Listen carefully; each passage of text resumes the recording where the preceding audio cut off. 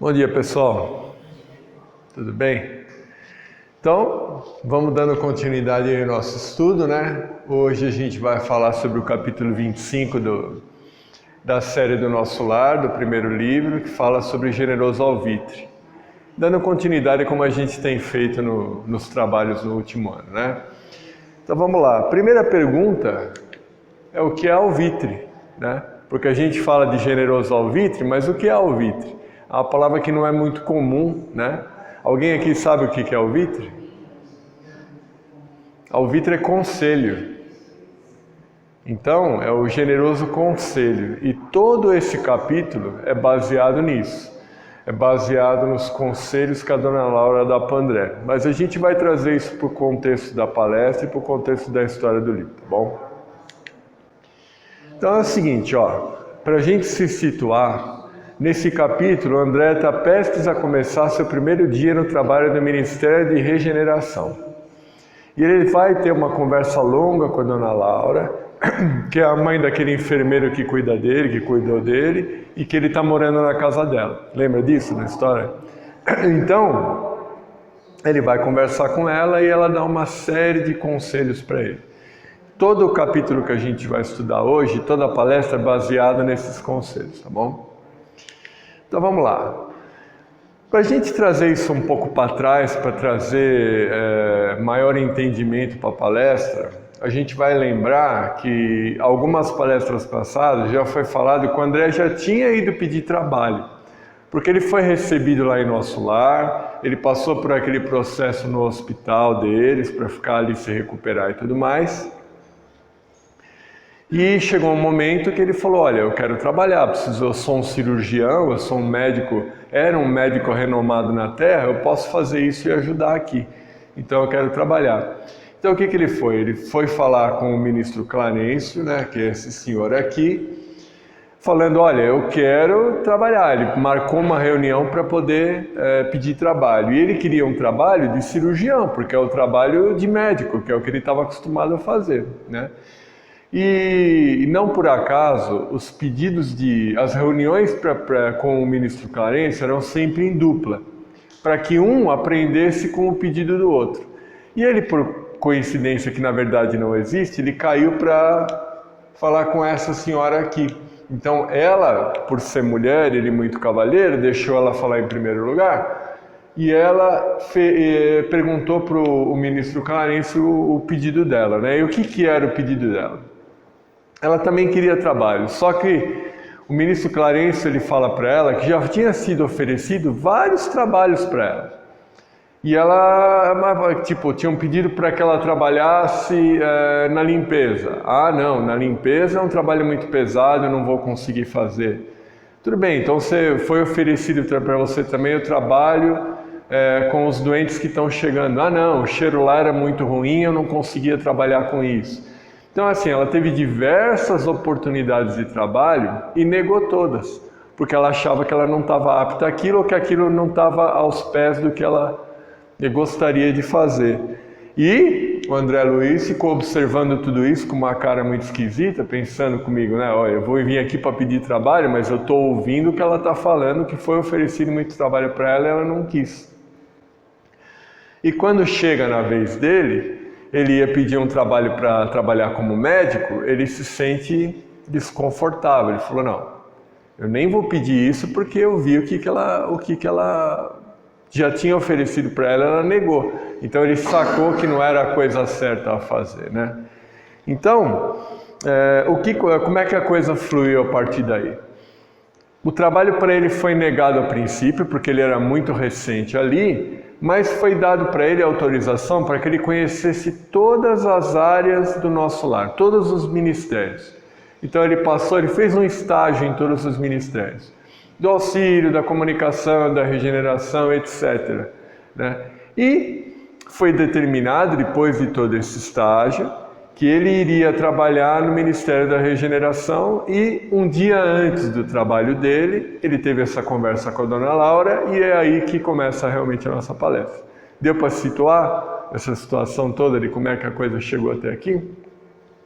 Então vamos lá.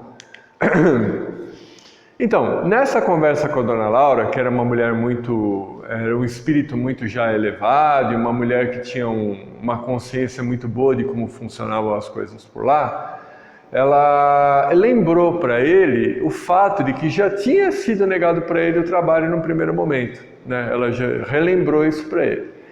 E aí cabe a primeira reflexão para nós aqui encarnados, né? Então a reflexão é o seguinte: isso não acontece com a gente também? Ser negado os pedidos que a gente faz?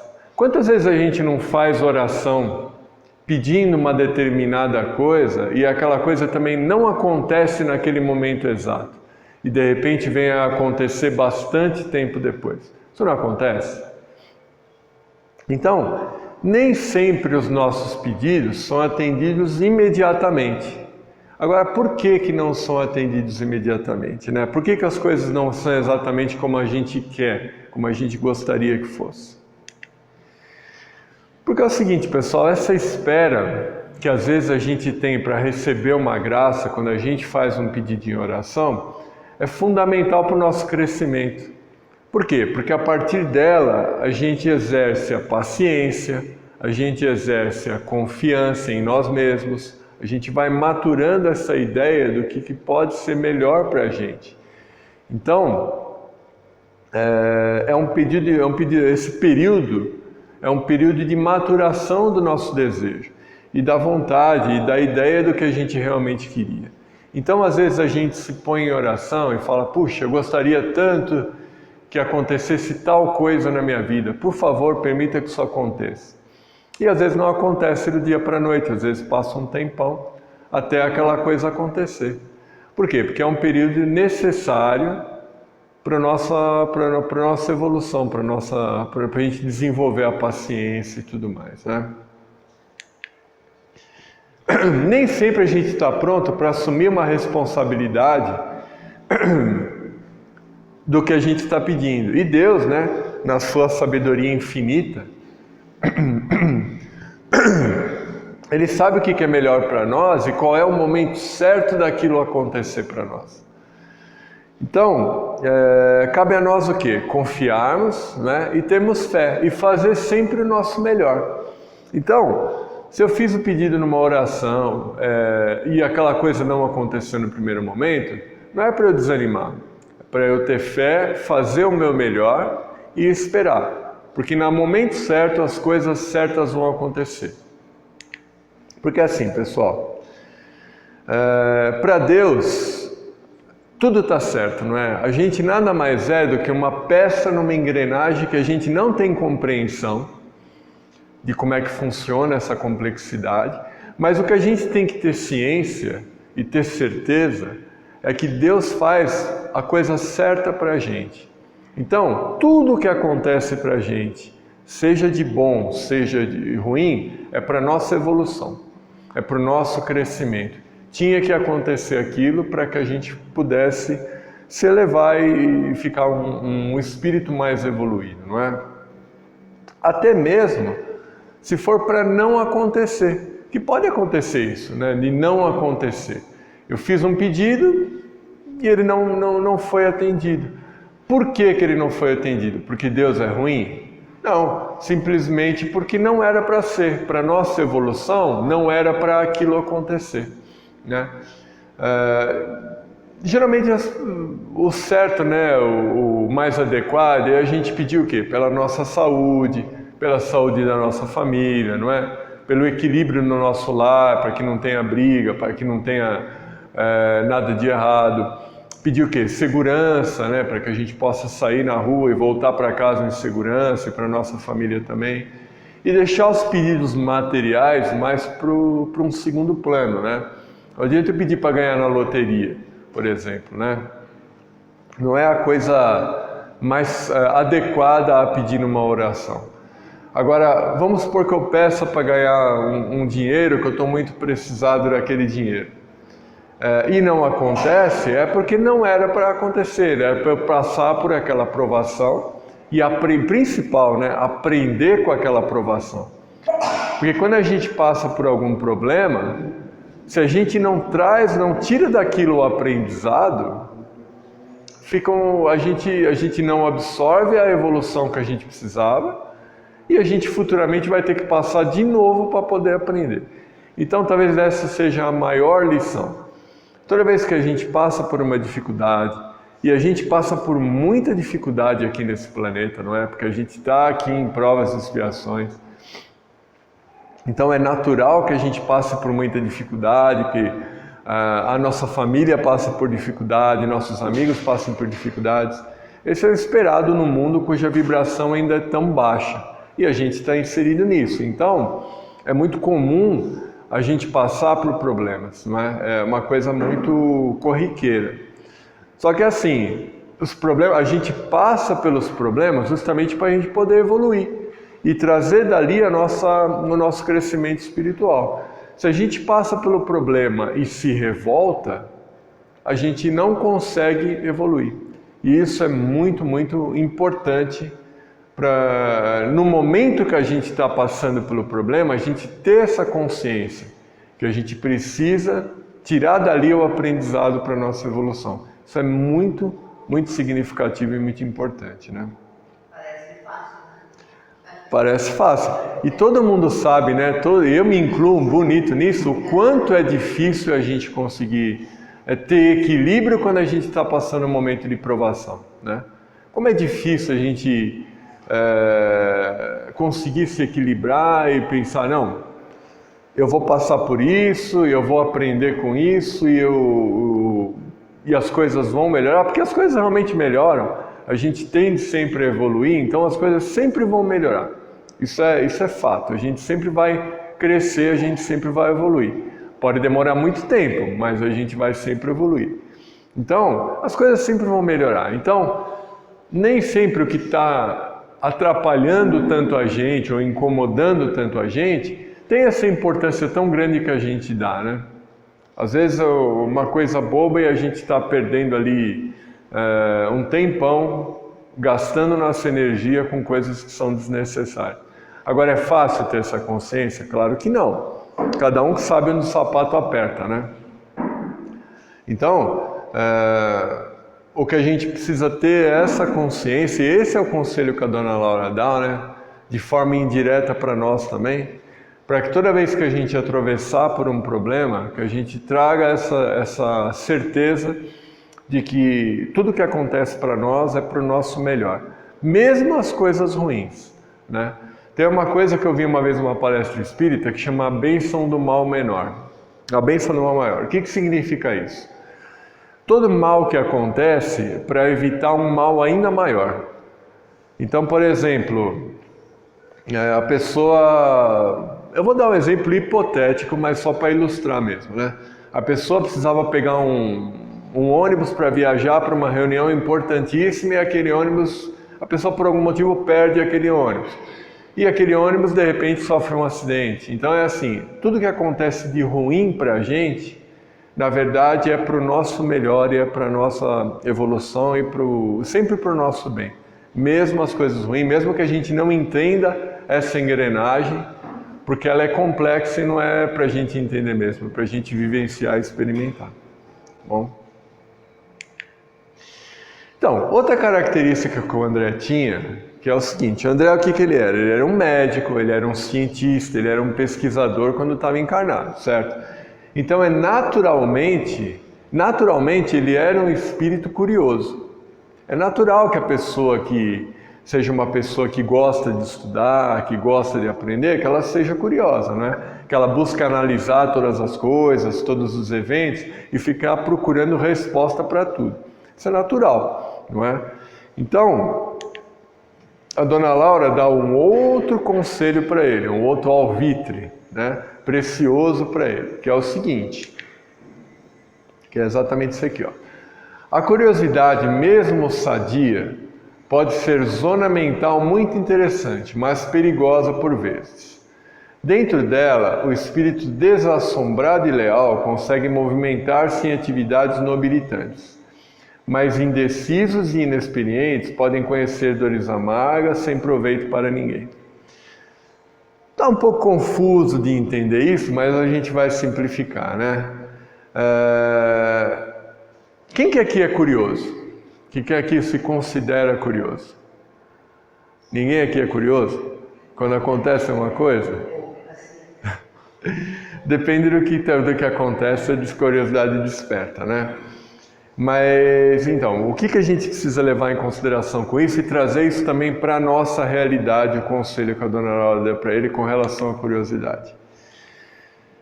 É o seguinte, pessoal, se a gente não tomar cuidado, essa curiosidade que é natural do ser humano, né? Ela pode ser uma ponte para quê? Para o julgamento, para a maledicência, para a fofoca, para a calúnia, não é? Em tempos de internet, então, nem se fala, não é? Quantos casos que a gente não está sabendo aí, infelizmente, de adolescentes que tiram a vida, ou até de crianças que se suicidam porque foi caluniado na internet, ou porque fizeram uma brincadeira, né? O bullying está aí tão em moda, né? Tão em voga. Então, as pessoas se expõem demais hoje em dia em rede social, não é? E coloca ali uma realidade que na maioria das vezes não é a verdadeira realidade da pessoa, né? Porque não é possível que todo mundo vive feliz o tempo todo, como coloca na rede social, sempre viajando, sempre comprando coisas, sempre comendo em restaurante e batendo fotinho do prato, né? Isso não é a realidade das pessoas, né? Então, na maioria, não vou generalizar, mas na maioria das vezes o que a pessoa está postando numa rede social não é o que na verdade ela vivencia no dia a dia, né? São pequenos momentos que ela está querendo exibir ali para as pessoas, né? E isso é o quê? Isso é construir uma casa em base de areia, não é? Porque qualquer coisa vai atingir a pessoa, porque ela vai estar mexendo com uma imagem que ela faz tanto esforço para manter. E aí é que entra essa coisa da curiosidade, né? Porque naturalmente o ser humano tem uma curiosidade mórbida, não tem? O que é essa curiosidade mórbida? Vamos colocar assim, quando tem um acidente na rua, não fica o trânsito parado porque as pessoas ficam parando o carro para ir lá olhar, ou vão diminuindo para ir lá ver? Ou se tem uma gritaria na rua, não sai todo mundo para ver quem é que está brigando? Ou até pior, se o vizinho comprou um carro novo, as pessoas já não vão lá olhar e ficam com aquela inveja porque a pessoa comprou e você não comprou, não é? Isso não é uma coisa comum do ser humano, uma coisa que acontece muito com o ser humano? Então, essa curiosidade trazida para o lado ruim é o que a Dona Laura trouxe para o André e traz para a gente também. No caso do André, qual foi o enfoque? Né? Que ele estava começando um trabalho novo e ao invés de ele focar só em querer tentar descobrir tudo o que está acontecendo e tudo mais, focar mesmo no trabalho e nas orientações que dão para ele, para executar isso de forma bem feita, né? E o André, ele sempre trouxe esse aprendizado, ele sempre ouviu muitos conselhos, né? Então ele praticava isso, conseguia trazer isso, tinha humildade para perceber isso e praticar. Mas o que a gente está falando com relação aí a calúnia e tudo mais, é uma coisa que a gente precisa tomar muito cuidado nos dias de hoje, principalmente, né? Eu ouço muito uma palestrante espírita que chama Nete Guimarães, ela é muito boa, é uma palestrante muito coerente, ela traz muito lado científico porque ela é cientista.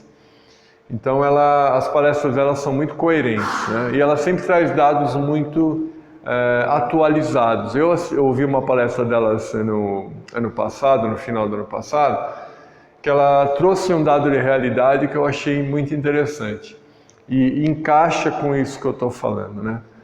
Ela trouxe assim o seguinte dado: qual é a principal causa de morte hoje no mundo? O que mais mata as pessoas no mundo hoje? Vocês saberiam dizer? Alguém arrisca dizer o que é o que mais mata as pessoas no mundo hoje? Depressão. Então, depressão, na verdade o que mais causa a morte das pessoas no mundo hoje, por incrível que pareça, é acidente automobilístico. Então o lugar mais perigoso para você estar hoje no mundo é dentro de um carro. Isso é o que mais mata as pessoas. Então não é o câncer, não é o coração, é um acidente automobilístico. Mas assim, esse índice está cada vez, ao longo dos anos, ele está diminuindo. Por quê? Porque os carros ficam melhores, as pessoas se conscientizam mais, não é? Então, a tendência é que esse número vá cada vez mais caindo. Como mesmo das mortes de doença, estão caindo cada vez mais. Por quê? Porque a medicina evolui, porque as pessoas começam a se cuidar um pouco melhor, os remédios melhoram, né? Tá aí a expectativa de vida que aumentou muito, né, nos últimos anos. Hoje uma pessoa de 80 anos é como se fosse uma pessoa de 50 anos de 50 anos atrás. Então a gente tem uma expectativa de vida muito maior. E isso é muito bom. Então todos esses índices estão diminuindo cada vez mais. E só pela curiosidade, né? O que mais mata com relação à doença não é o câncer, não é o coração, segundo o que ela trouxe de dados. É complicações da diabetes.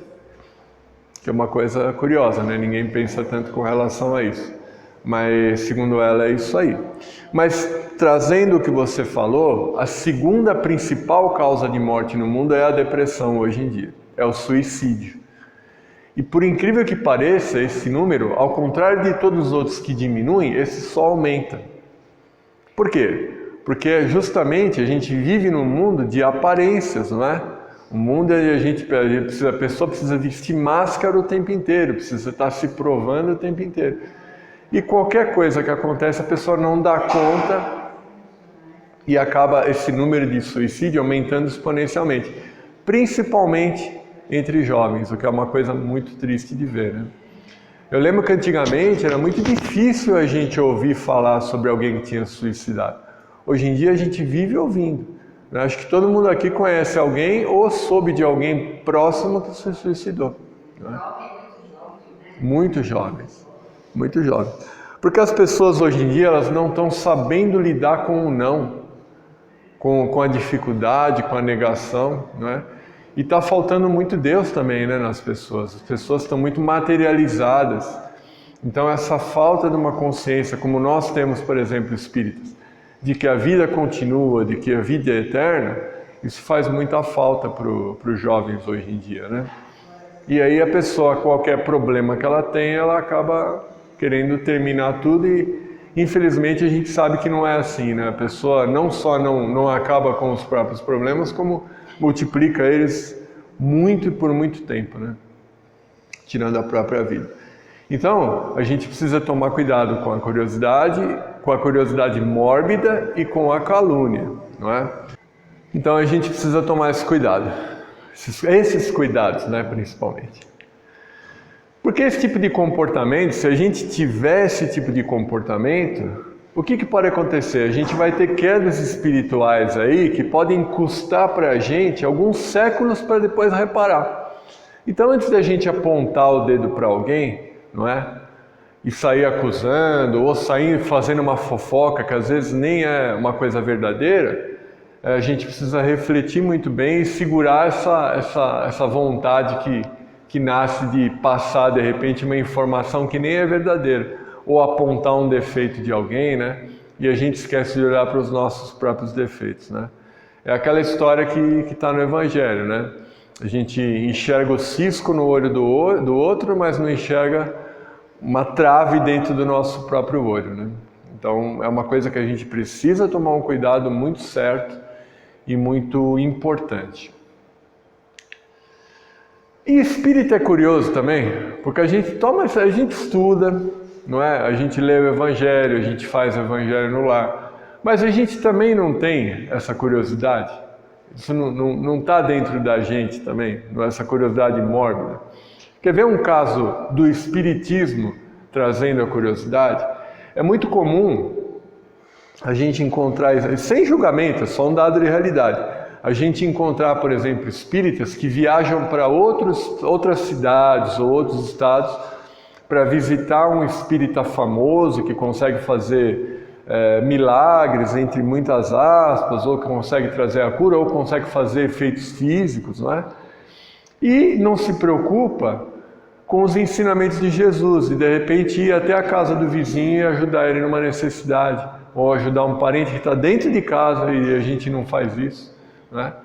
Então, essa curiosidade pelo fenômeno e o esquecimento dos ensinamentos reais de Jesus deu para a gente, é uma coisa que é muito comum nos espíritas, é que a gente precisa também estar se policiando para não cometer esses enganos também. Então fica a reflexão, né? Mas a curiosidade também tem um lado positivo, não tem? Qual é o lado positivo da curiosidade?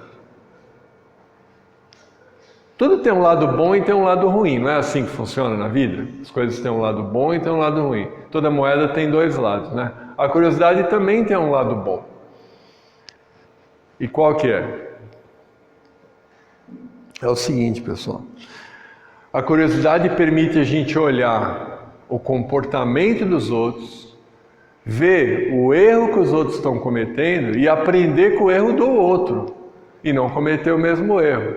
Então, se a gente estiver atento às coisas que acontecem e enxergar o erro que o outro comete e ao invés de julgar o outro pelo erro que ele está cometendo, eu tomar o cuidado de perceber, fazer uma reflexão e ver se eu não estou cometendo o mesmo erro e tomar o cuidado dobrado para não fazer a mesma coisa, é um lado positivo da curiosidade que ela traz para a vida da gente, né? Então, a gente, é como o ditado diz, né? A gente tem dois olhos e uma boca, não é à toa, né? Então, ao invés de a gente sair falando e sair julgando o outro, vamos observar o comportamento das pessoas e aprender com o erro delas, né? Porque isso é uma coisa muito importante, é uma dica muito legal que a gente pode estar usufruindo aí para a nossa vida. Então, e assim continuou na conversa da Dona Laura com o André lá, ela dando esses conselhos para ele. Ela deu alguns outros conselhos para ele. Então, olha só, aprenda a construir seu círculo de simpatias, não é? Como é que a gente pode construir simpatia? Se eu estou num círculo novo de pessoas, se eu estou num círculo de um novo grupo de pessoas, ou até mesmo com as pessoas que eu tenho uma desavença, como é que eu posso transformar essa desavença em simpatia? Em ser querido pelas pessoas? Como é que eu consigo ser querido pelas pessoas? É tão difícil assim? Não é, né? O que a gente precisa fazer?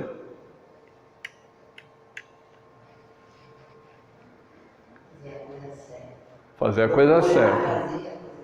E o que é a coisa certa? Sendo sincero, amigo. Sim. Sendo sincero, sendo amigo. Talvez essa seja a palavra. Eu vou construir simpatia num grupo que eu tiver, mesmo se esse grupo não gostar de mim, me importando com os outros.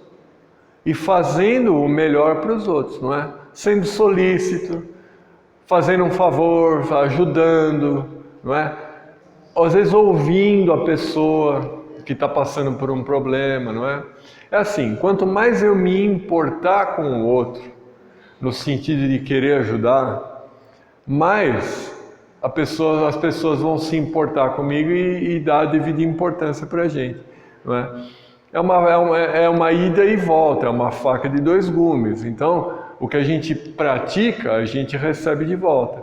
Se a gente praticar o egoísmo e só se importar com a gente, como é que a gente pode ser querido e tá bem inserido num contexto, seja ele qual for, seja na nossa casa, seja no trabalho, seja no grupo de amigos.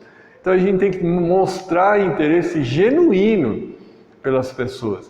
E esse genuíno tem que ser genuíno mesmo. Eu não posso fazer um favor para alguém esperando que cobrar isso futuramente. A coisa tem que ser de coração, não é? E às vezes a gente não consegue fazer a coisa de coração, principalmente se for para alguém que a gente tem uma antipatia, não é? Como é que eu vou fazer alguma coisa de coração se eu tenho uma antipatia por alguém? Mas a gente sabe, e isso é muito importante, pessoal, que as pessoas pelas quais a gente tem antipatia aqui nessa existência são justamente as pessoas que a gente às vezes tem antipatias de vidas passadas e tem problemas de vidas passadas, e a gente está aqui com elas justamente para corrigir isso. É aqui que a gente tem que corrigir. É nessa existência, nessa encarnação atual que a gente está agora, que a gente tem que procurar as pessoas pela qual a gente tem antipatia e tentar virar isso numa empatia. Tem que ser bonzinho, então. Não é bem ser bonzinho. Ser bonzinho não soa como uma coisa verdadeira. Na verdade, é ser humilde de mostrar que você está realmente se importando com o outro, né? E mesmo que isso não saia do coração no primeiro momento, porque não é uma coisa fácil se a gente tem uma antipatia natural, se a gente pedir a proteção de Deus, se a gente pedir a orientação dos nossos mentores, não é? Para que traga para a gente a humildade de ter essa percepção que é uma situação que eu preciso corrigir aqui nessa encarnação, as coisas vão acabar fluindo e a gente consegue virar esse jogo. E aí, aquela coisa de a gente ficar preso aqui numa encarnação, ou em inúmeras encarnações, por causa de desavenças que a gente não resolve, a gente pode facilitar a nossa evolução no mundo espiritual e encarnar em mundos melhores, né? Porque é o que a gente quer, ninguém quer ficar encarnado num mundo de provas e expiações. O mundo está em evolução agora, não é? A gente sabe que está mudando para regeneração. A tendência é que futuramente só encarne aqui pessoas mais evoluídas. A gente vê pelas crianças. Olha as crianças que nascem hoje como já são totalmente diferentes de quando... E assim, é uma coisa rápida, né? A geração que eu nasci já é completamente diferente das crianças que nascem agora, não é? Seja na atitude, seja na inteligência, na percepção que elas têm. Então, a tendência é que cada vez pessoas e espíritos mais evoluídos encarnem aqui. Se é assim que vai funcionar, vamos fazer o nosso melhor para encarnar também num mundo melhor e não ter que encarnar no mundo de provas e expiações de novo. Isso vai o quê? Da nossa atitude. Se a gente não tiver a atitude de construção de empatia com as pessoas, principalmente com aquelas pela qual a gente que não bate o santo, a gente vai acabar continuando encarnando aqui e sabe lá Deus quantas encarnações ainda, né? Então vamos trabalhar isso para a gente melhorar. Outro conselho: não se considere, porém, humilhado por atender a tarefas humildes. Ora, às vezes a gente não se acha bom demais para fazer determinada coisa. Isso é muito comum do ser humano. O orgulho é o principal defeito que a gente tem aqui encarnado. Esse é o nosso. Todos os outros defeitos variam desse defeito principal que é o orgulho. Então a vaidade, o egoísmo, tudo isso é variação do orgulho. Então a gente precisa ter consciência que não há trabalho humilde, que não há trabalho humilhante, que não há atividade humilhante. No próprio Livro dos Espíritos, perguntado o que é trabalho, a resposta é: trabalho é toda ocupação útil. Não importa o que a pessoa está fazendo, se for útil para alguém e para o sistema e para as coisas como elas funcionam, é trabalho e está tudo certo. Então a gente não pode se sentir menor por fazer tarefas que às vezes as pessoas consideram como humilhantes. Não tem nada a ver. Todo trabalho é trabalho, toda atitude é atitude. E o André percebeu isso, né? Num dos primeiros trabalhos, ele que queria ser um cirurgião, ele que queria ser um médico lá em nosso lar, uma pessoa da ciência, chegou um determinado momento que ele viu a necessidade de limpar o chão ali do lugar que estava... Ele pegou a vassoura e foi limpar. Esse foi um momento de transformação dele, não é? Onde ele largou o orgulho, largou a vaidade e exerceu o seu verdadeiro ser ali, a sua verdadeira humildade. Só que ele precisou desencarnar e fazer isso lá. A gente pode fazer isso aqui e já chegar lá, ficou com o trabalho feito, né? Vamos poupar essa necessidade de ter que fazer isso lá. Vamos já fazer aqui, né? E ter a ciência que não existe ninguém melhor do que ninguém. Isso é uma coisa que não é verdade, não é? A gente precisa ter essa ciência de que a gente não é melhor do que ninguém, que todos aqui somos irmãos, independente de classe social, independente de posição que a pessoa ocupa, independente do trabalho que a pessoa exerce. Então a gente tem que ter essa ciência de que ninguém é melhor que ninguém, né? Olha lá, a ciência de recomeçar é das mais nobres que nosso espírito pode aprender. O que significa isso, pessoal? A gente precisa ter muita coragem e muita humildade para admitir que a gente cometeu um erro, não é verdade? E a maioria das vezes a gente não admite, né? A tendência natural do ser humano é culpar o outro pelo nosso próprio erro, não é? Ou por culpar o outro pela nossa infelicidade. Quantas vezes a gente não vê casais que passam aí 50 anos juntos e culpa o outro, você não conseguiu me fazer feliz, né? A pessoa tem que ser feliz por si só, né? Não pode atribuir para o outro essa carga de responsabilidade da sua felicidade, né? E a gente pode ser feliz em qualquer situação, mesmo nas mais difíceis, não é? Porque existe uma diferença muito grande entre ser feliz e estar feliz. A gente está feliz, por exemplo, quando a gente compra uma coisa nova, que a gente está lá desembrulhando, ou a gente comprou um carro novo, a gente está todo lá empolgado com o cheirinho, a gente está feliz, mas a gente não é feliz por causa daquilo. Então a gente não pode atribuir nem para as coisas, nem para as pessoas a nossa felicidade. A nossa felicidade a gente precisa cultivar dentro da gente mesmo. Ela tem que vir de dentro para fora. E o maior instrumento, a maior ferramenta para que a gente possa fazer isso é através de ter a humildade de perceber que a gente não é melhor que ninguém. E ter a humildade de perceber que quanto mais a gente for solícito, quanto mais a gente for se importar realmente com o próximo, aí a gente vai estar construindo a verdadeira felicidade. Já tem estudo científico aí que mostra que o que mais traz felicidade para o ser humano é aprender.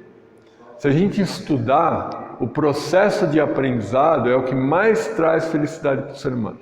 E eu não estou falando isso porque eu estou achando. Existe estudo científico que prova isso. Colocaram a pessoa em ressonância magnética, estudando lá as ondas do cérebro, e tem determinadas áreas do cérebro quando está feliz, aquilo acende, né? Colocaram a pessoa em inúmeras atividades e foi provado que o que mais faz acender a área do cérebro da felicidade é o aprendizado. Então, ao invés de a gente se preocupar tanto em julgar, em culpar o outro pela nossa infelicidade, se a gente estudar, a gente vai evoluir, se a gente estuda, a gente é feliz. Então, a felicidade está muito vinculada à humildade de perceber que a gente não é melhor que ninguém e poder fazer sempre o nosso melhor. Porque assim, recomeçar, porque todo mundo erra, né? A gente vai errar o tempo todo, isso é uma coisa absolutamente natural. A gente vai muito mais errar do que acertar nessa encarnação, né? Isso é natural que seja assim, até pelo nosso nível de evolução mesmo. Mas não é nenhum problema admitir um erro e recomeçar. Está tudo certo, a gente pode errar 1000 vezes, recomeçar 1000 vezes, Deus dá essa oportunidade para a gente, até na reencarnação, não é? A reencarnação é uma prova disso. A gente tem a oportunidade de renascer quantas vezes forem necessárias, até a gente conseguir evoluir. E esse quantas vezes são muitas vezes. Então, não está nada, não é errado a gente não precisa se sentir mal por ter errado, ou até por ter cometido um erro com alguém mesmo. A gente pode ir lá e se desculpar. Agora, o que a gente não pode é se sentir mal por ter errado e se ter vergonha de errar. E principalmente o que a gente não pode fazer é desistir. Porque se a gente desistir, aí é que a gente cometeu o verdadeiro erro. O que a gente tem que fazer é recomeçar, refazer, até a gente conseguir acertar. E com isso a gente está construindo a nossa evolução.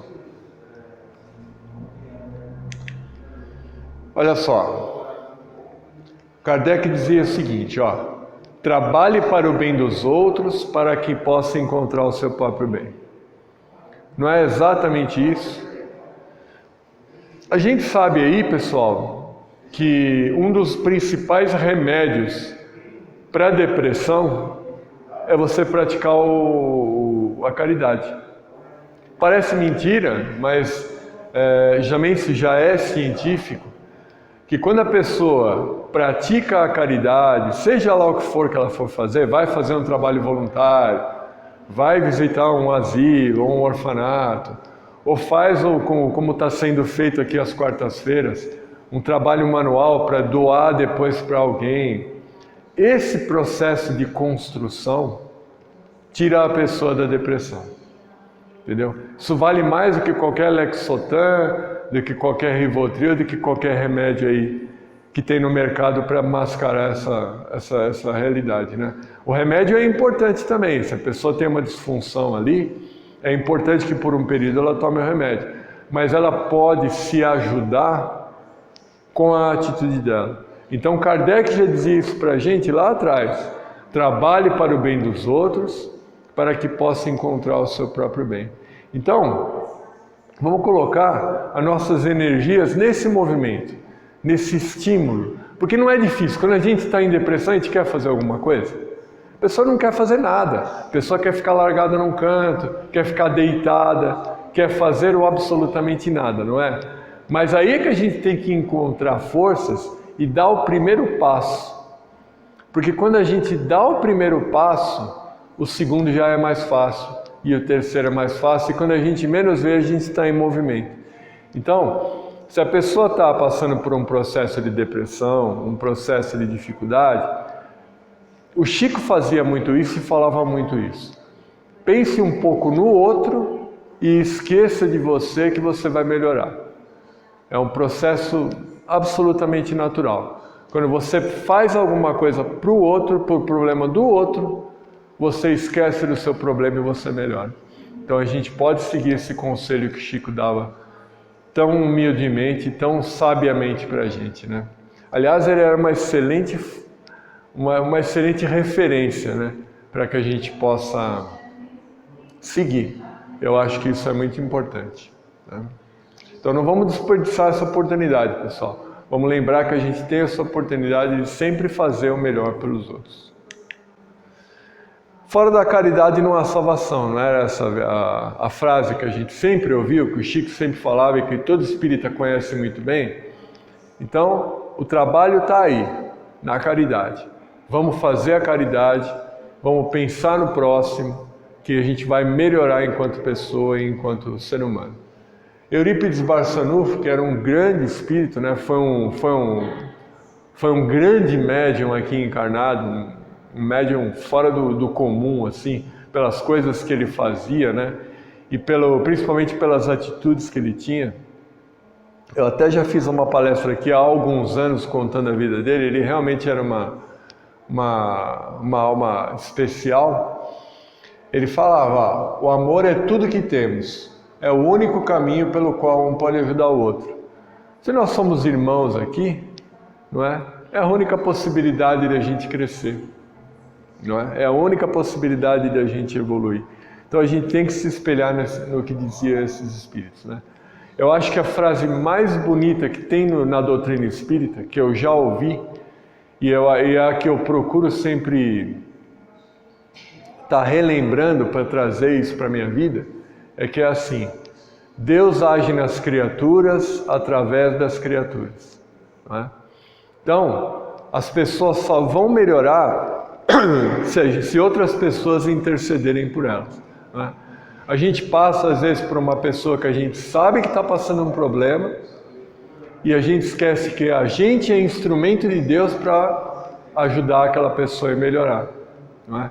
Seja qual o problema for, seja qual for o tipo de situação, a gente sempre tem a possibilidade de fazer alguma coisa por alguém. E quando a gente faz alguma coisa para alguém, a gente está fazendo para a gente mesmo, não é? Isso é muito importante. Então, vamos lembrar sempre disso, pessoal. Deus age nas criaturas através das criaturas. Tudo bem? Alguém quer falar alguma coisa? Contar alguma coisa? Eles estão quase terminando lá.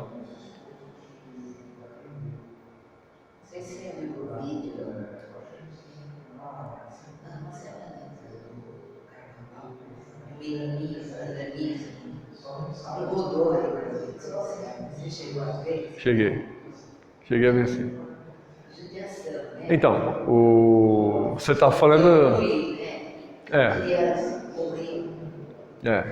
Então. Nossa, até chorei. Não, então, você está relatando um vídeo que circulou aí nas redes sociais de um menino que sofre lá de uma doença física, né, de nanismo e tudo mais, e que ele estava sofrendo muito bullying, sofrendo muita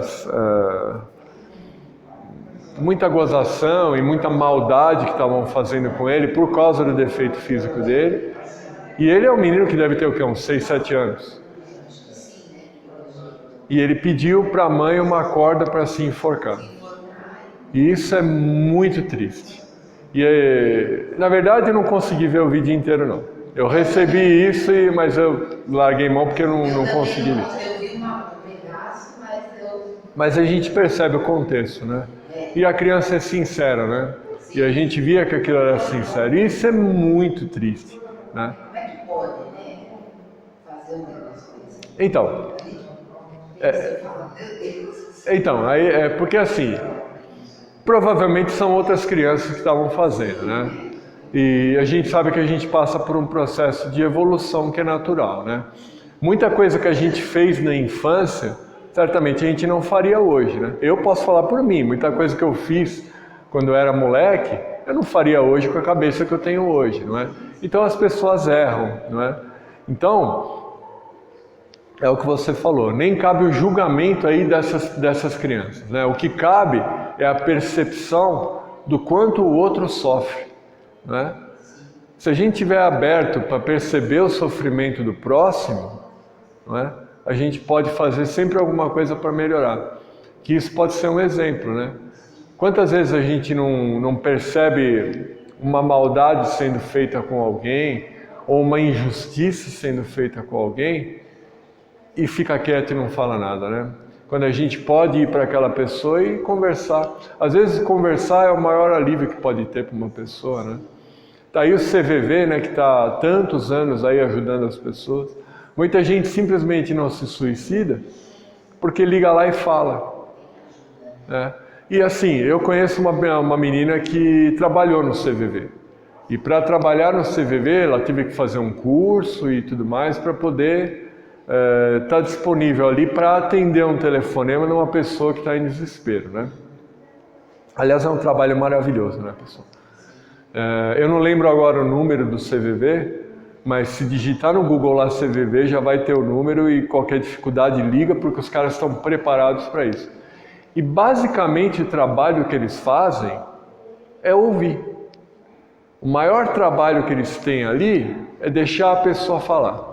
Porque quando a pessoa fala, ela desabafa, ela tira aquele aperto que ela está no coração e cria forças para continuar a vida, né? Então, eu acho que muita desgraça poderia ser evitada se a pessoa passasse a mão no telefone e ligasse para um serviço desses, né? Às vezes não consegue alguém para ouvir, né? Hoje é difícil ser.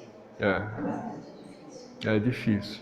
Agora, uma outra coisa que você trouxe que eu acho muito importante é o seguinte: o quanto que a gente está exposto a ver coisa ruim na internet, né? Eu recebo, sei lá, centenas de vídeos por dia, né? Centenas. Se eu falar que 5% desses vídeos são produtivos para alguma coisa, já é uma grande...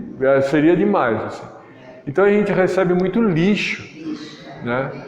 E aí a gente se deixa envolver por esse lixo. E pior ainda, a gente repassa esse lixo para frente, não é? Se a gente receber um vídeo, por exemplo, como tem muito vídeo de acidente, vídeo de morte, de assassinato, pô, não vamos passar isso para frente, né?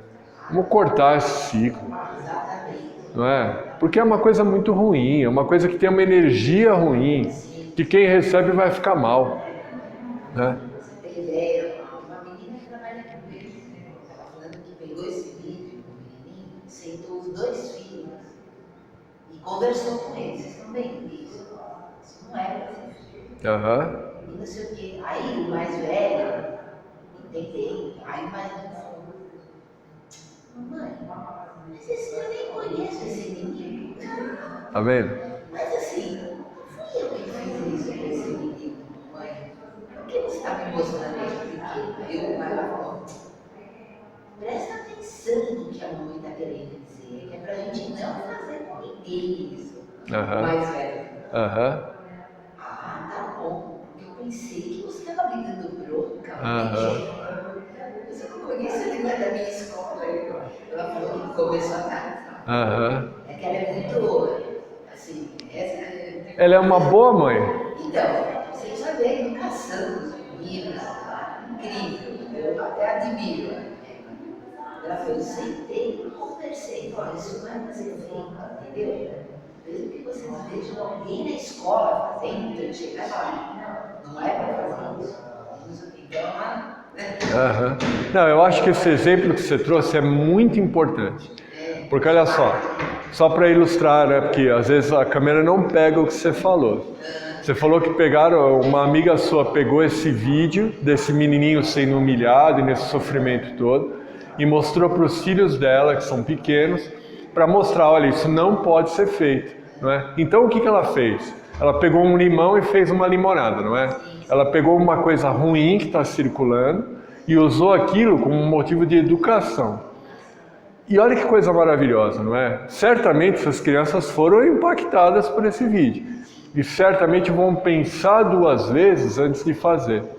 Aí a gente pode trazer a seguinte reflexão. Será que as crianças... Será não, eu acho que a gente pode até falar com certeza.